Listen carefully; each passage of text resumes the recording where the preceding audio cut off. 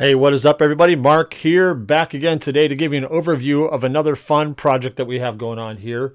I made this Oh, What a Savior ornament, and I made it in a couple different sizes, and I want to show you how you can use it, how it goes together, and how you can even make a little base for it to stand with. So let me just start with the larger one here.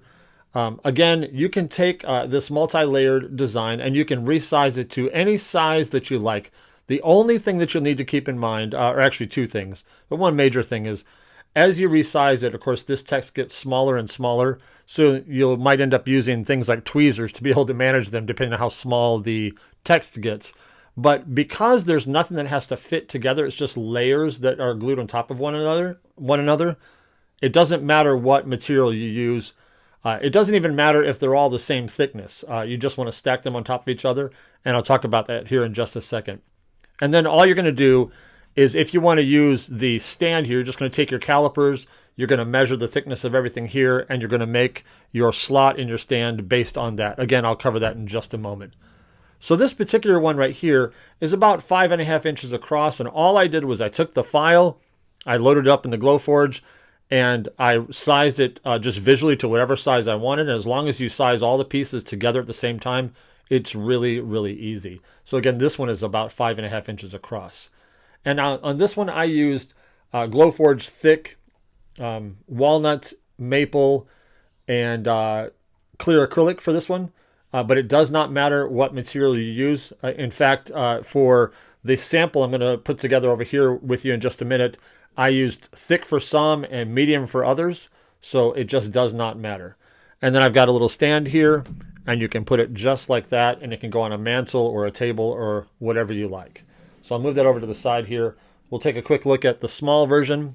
This one's about 3.25 inches across, and you could hang it right through the hole in the star here as an ornament on your tree. And you notice that I did not use clear acrylic on this one. I used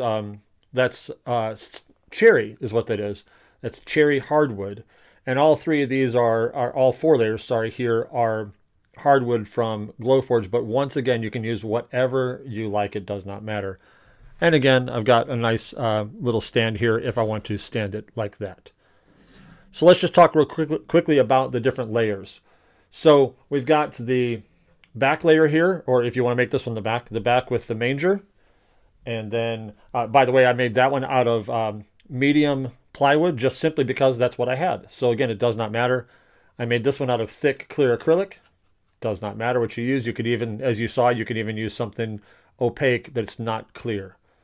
So when you glue these together, you'll want to go ahead. The only thing that matters is you want to line up the little sun rays or the light bursts here right above baby Jesus's head there. So you want to get that nice and aligned.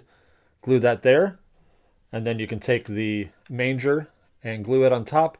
Now, the one thing that I probably want to do when I'm doing it is to, it's a little hard to do it here in front of the camera, but to line up the peak of the Manger to the star so that it's straight up, okay?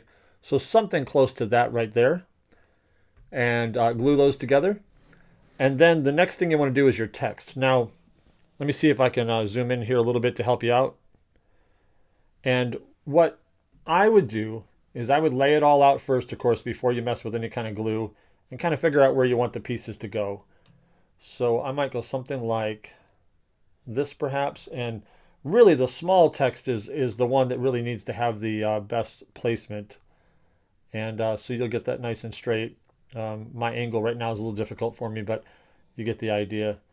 I would probably try to put the text on the main roof of the Manger so that it has a good thick place to sit on. And then you can take the exclamation point and do it something like that. So glue that all on there. Make sure that all your edges are straight when it's drying. If you use clamps, I've noticed that when I clamp things, just make sure that it doesn't shift when you clamp it. But that's how to lay that out. Let that get nice and dry. And then we can make a base for it. Now here's all you need to do. I'll go ahead and take this one and use it as an example. I'll probably try to make a separate video for this as well.